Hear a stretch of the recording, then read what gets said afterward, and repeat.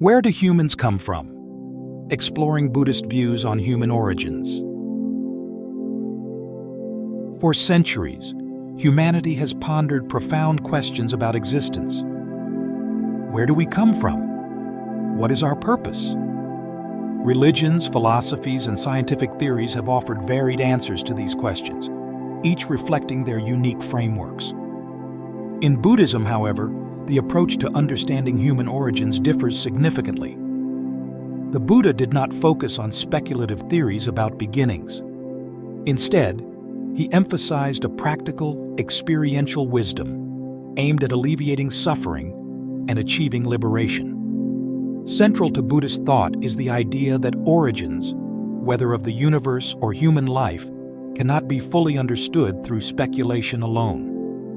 In the Aggañña Sutta, the Buddha explicitly avoided metaphysical debates about the universe's beginning or end.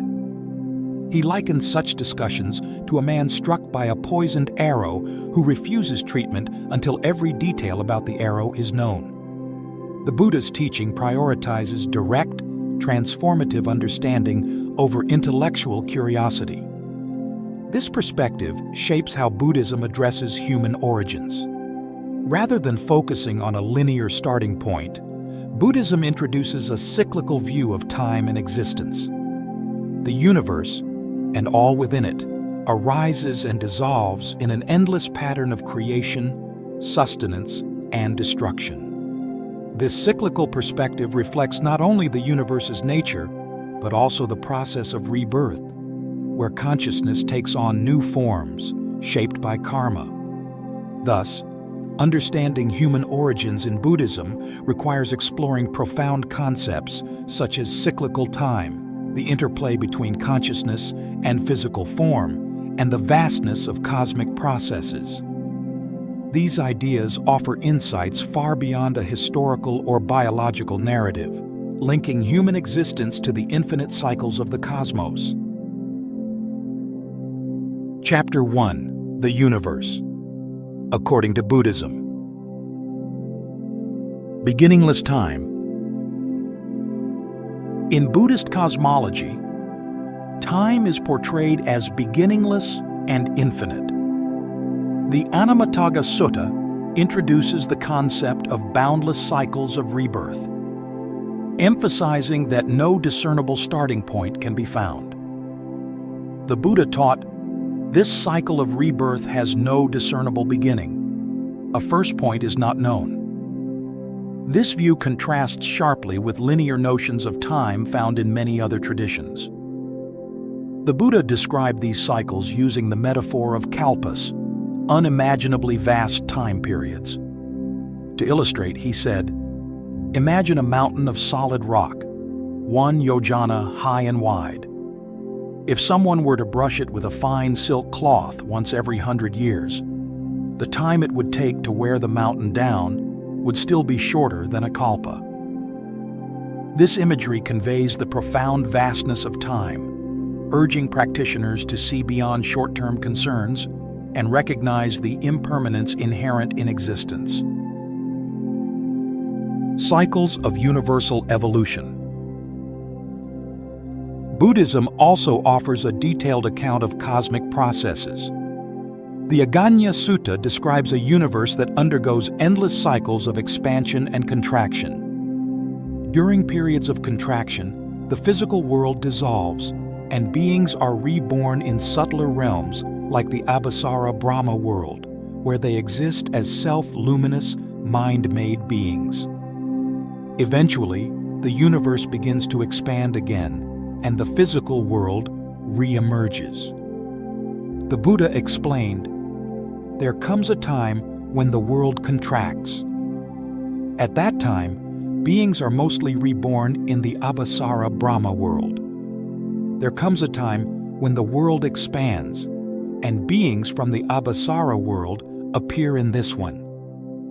This cyclical pattern highlights the interconnectedness of all phenomena, from the formation of galaxies to the birth of sentient beings. The forces driving these cycles are elemental rather than theistic. Buddhism attributes the universe's formation to the interaction of natural elements: earth, water, fire, air, and space, governed by karma. As these elements stabilize, the physical world takes shape, providing a realm for beings to experience the fruits of their past actions. The vastness of multiple world systems. In addition to its cyclical nature, the Buddhist universe is unimaginably vast. The Buddha described countless world systems, each with its own cycles of birth and dissolution. Modern cosmology's understanding of galaxies and multiverses mirrors this ancient teaching, though Buddhism emphasizes their impermanence and interconnectedness. The Aggañña Sutta outlines this multiverse concept, describing world systems beyond world systems, extending endlessly in all directions. Each of these systems is subject to the same impermanence, arising and ceasing through karmic causes. This perspective challenges the idea of a singular, unique creation and underscores the infinite complexity of existence. In this vast, cyclical universe, human life is not random, but deeply interconnected with the cosmos. The Buddhist understanding of origins thus provides not only a cosmological framework, but also a profound ethical lesson. Our actions ripple through these cycles, shaping both our lives and the broader universe. Chapter 2: The Evolution of Human Form. The first physical beings. In the Aggañña Sutta, the Buddha provides a striking account of how beings first came to exist in the physical world. At the beginning of this evolutionary process, beings were described as radiant, mind-made, and self-luminous. They sustained themselves on joy, pali, piti, rather than physical food. During this time, the physical environment was vastly different from what we know today. The Buddha said, "At that period, there was just one mass of water, and all was darkness. The beings were made of mind, fed on joy, self-luminous. These self-luminous beings were free from the physical limitations and suffering that characterize human existence today. They moved effortlessly through the vast, primordial landscape, untouched by the coarseness of matter. However, as time passed, changes in their environment and actions led to a gradual transformation, both in their forms and in their modes of sustenance." Physical transformation. The transition from mind-made beings to physical forms began with the appearance of an edible substance called earthly essence. The Buddha described it as a rich, fragrant layer that formed on the surface of the water. Drawn by curiosity and craving, the luminous beings began to taste this essence. Over time, their dependence on this physical food caused their radiant bodies to lose their light. With this loss of luminosity, distinctions between beings became apparent. The Buddha remarked, "Some beings began to notice differences in their forms, and conceit arose in their minds. As their physical form solidified, features like hands, feet, and faces developed, marking the beginning of bodily diversity. Gender distinctions also emerged during this transformation. Initially, beings were androgynous, but as their physical forms evolved, male and female characteristics became pronounced. This change marked the beginning of sexual reproduction, which the Buddha attributed to karmic causes. With these transformations, beings became increasingly rooted in the physical world, and the potential for suffering grew. Environmental changes. The physical world also underwent significant changes during this period. As the earthly essence diminished, new forms of vegetation appeared, including edible creepers and eventually grain. The beings adapted their diet, but this shift led to further coarsening of their forms and minds. The Buddha noted how greed and attachment arose as beings began to hoard resources, disrupting the harmony of their existence. As the Earth's surface solidified, the environment became more hospitable for physical forms. However, with these changes came challenges. The natural abundance that once provided for all beings began to diminish, compelling them to work and organize resources to survive.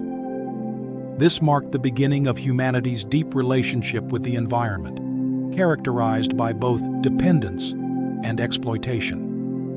The evolution of human form in Buddhism is not merely a biological process, but a karmic and ethical one. The transformations were driven by choices, desires, and actions that reflect the broader principle of dependent origination, paticca samuppada.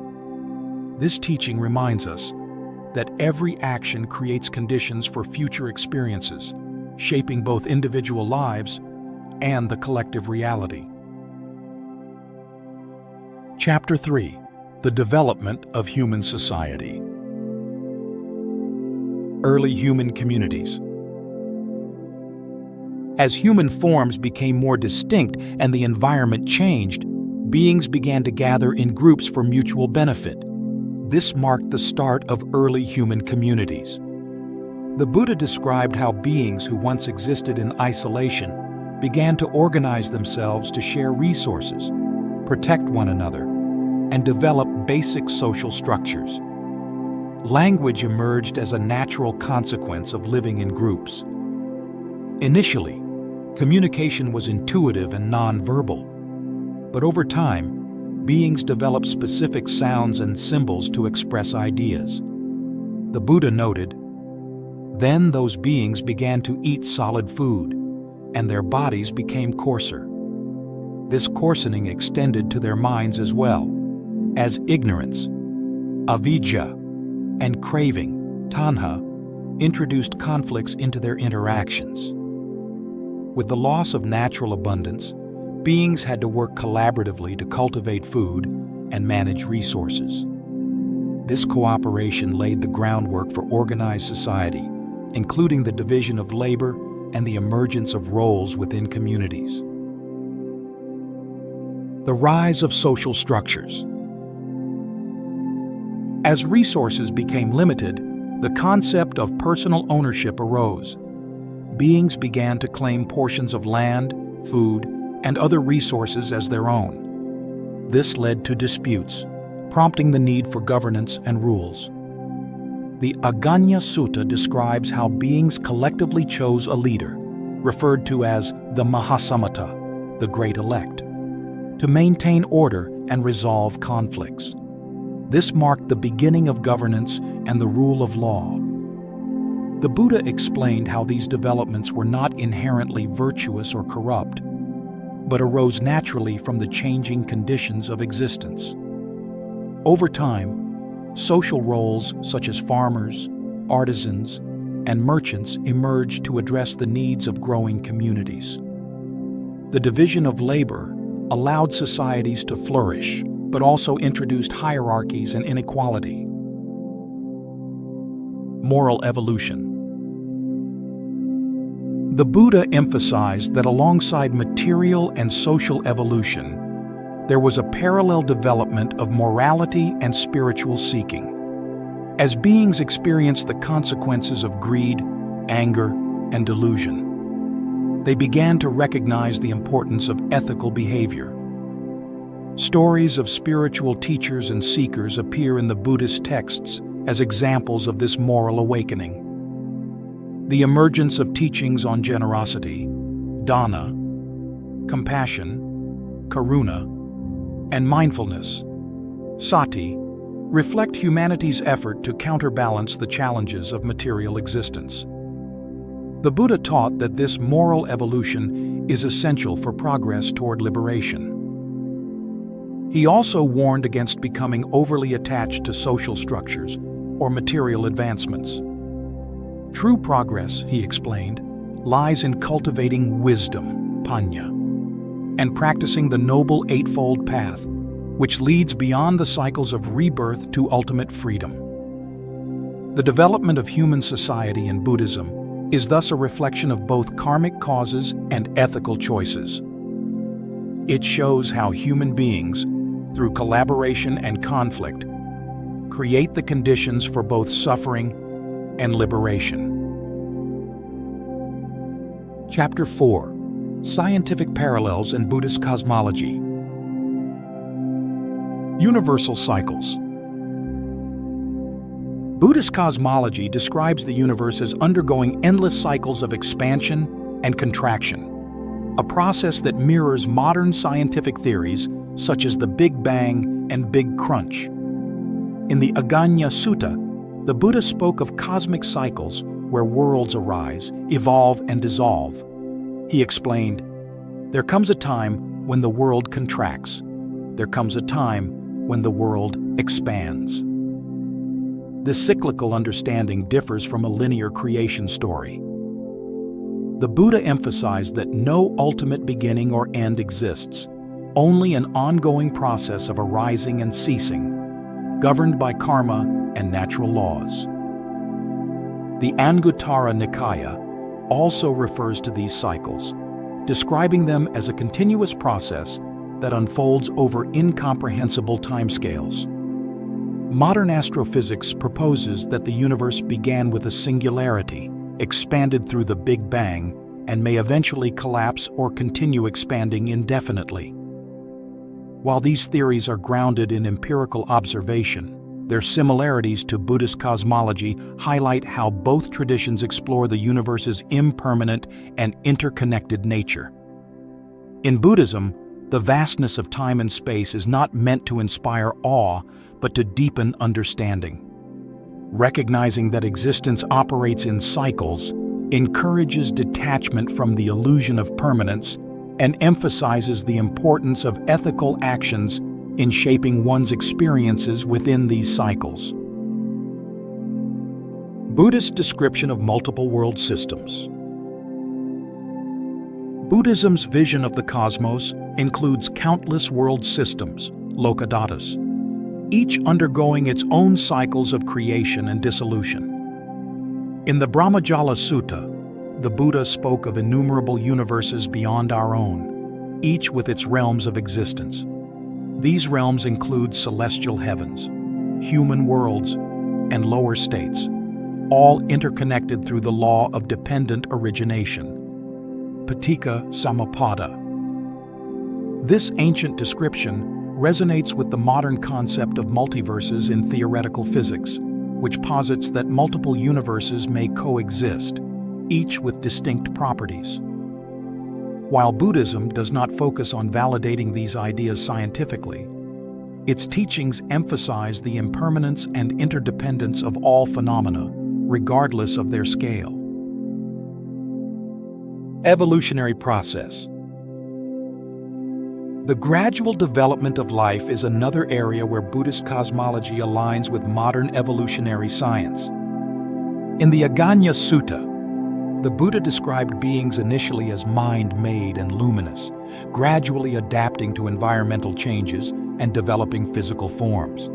This progression mirrors evolutionary biology's account of how life forms evolve in response to changing conditions.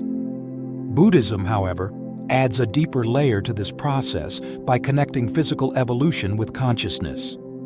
The Buddha taught that consciousness, vijnana, plays a central role in shaping life forms. Karma, the intentional actions of beings, affects not only their individual destinies, but also the broader conditions of their environment. This interplay between mind and matter underscores the Buddhist view that existence is a dynamic, interconnected process. The Anguttara Nikaya highlights this gradual transformation, noting that beings change in response to karmic forces and environmental factors. The Buddha's emphasis on gradual change reflects his broader teaching on impermanence, anicca, and the importance of understanding how small actions accumulate over time to produce significant effects. Consciousness and physical evolution. Consciousness is not seen merely as a byproduct of physical processes, but as an active force in shaping existence. The Buddha taught that consciousness conditions physical form and vice versa. In the Paticca he explained how mind and body, namarupa, arise interdependently, with each influencing the other through cycles of rebirth. This understanding aligns with Buddhist ethics. The actions of beings driven by intention, satana, influence not only their current state, but also the broader fabric of existence. Recognizing this connection can inspire individuals to act mindfully, cultivating habits that contribute to well-being for themselves and others. Chapter 5. Human Existence in Buddhist Context. The unique position of humans. In Buddhism, human existence is seen as both rare and precious. The Aggañña Sutta uses a vivid metaphor to describe this rarity. Imagine a blind turtle swimming in a vast ocean. Once every 100 years, the turtle surfaces, and the chance of it placing its head through a floating yoke is comparable to the likelihood of being born as a human. This rarity makes human life uniquely significant. Unlike beings in higher realms, who are often distracted by pleasures, or those in lower realms, who are overwhelmed by suffering, humans have the ideal balance of circumstances for spiritual growth. The Buddha emphasized this point. Hard is it to be born a human. Hard is it to live a life of virtue. With human birth comes the opportunity to understand the Dhamma, practice the Noble Eightfold Path, and work toward liberation. This perspective frames human life not as an endpoint, but as a crucial phase in the broader cycle of existence, offering a chance to break free from samsara. Purpose of understanding origins. The Buddha did not delve into speculative questions about the universe or humanity's beginnings for their own sake. Instead, he taught that understanding origins should serve a practical purpose, reducing suffering and fostering spiritual progress. In the Aggañña Sutta, he explained that focusing on irrelevant questions distracts from the goal of liberation. Understanding human origins in the Buddhist context reminds us of the impermanence and interdependence of all things. This awareness can help practitioners let go of attachment, develop compassion, and live ethically. By seeing how actions ripple across time and space, individuals can align their lives with principles that lead to peace and wisdom. The relationship between origin and destiny. For Buddhists, the origin of human life is inseparable from its ultimate purpose. Human existence is conditioned by past actions, but also holds the potential to shape future outcomes. The Buddha taught that while beings are bound by the laws of karma, they also have the power to transform their destinies through mindful action and ethical living. This teaching is encapsulated in the Dhammapada, where the Buddha states, "All that we are is the result of what we have thought.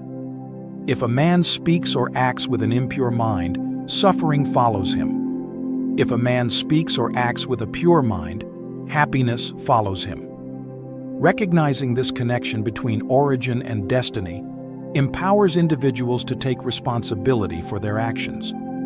It also provides a broader perspective on life's challenges, viewing them not as random events, but as opportunities for growth and understanding. Practical application in daily life. Buddhism's teachings on human origins are not merely theoretical. They offer valuable insights for everyday living. By understanding the interconnectedness of all phenomena, individuals can cultivate mindfulness and compassion, recognizing how their actions affect others. This awareness can also inspire gratitude for the opportunity of human life. Instead of taking existence for granted, one can use it as a platform for developing wisdom, practicing generosity, and pursuing liberation. The Buddha's teachings remind us that while life is impermanent, its fleeting nature makes it all the more meaningful.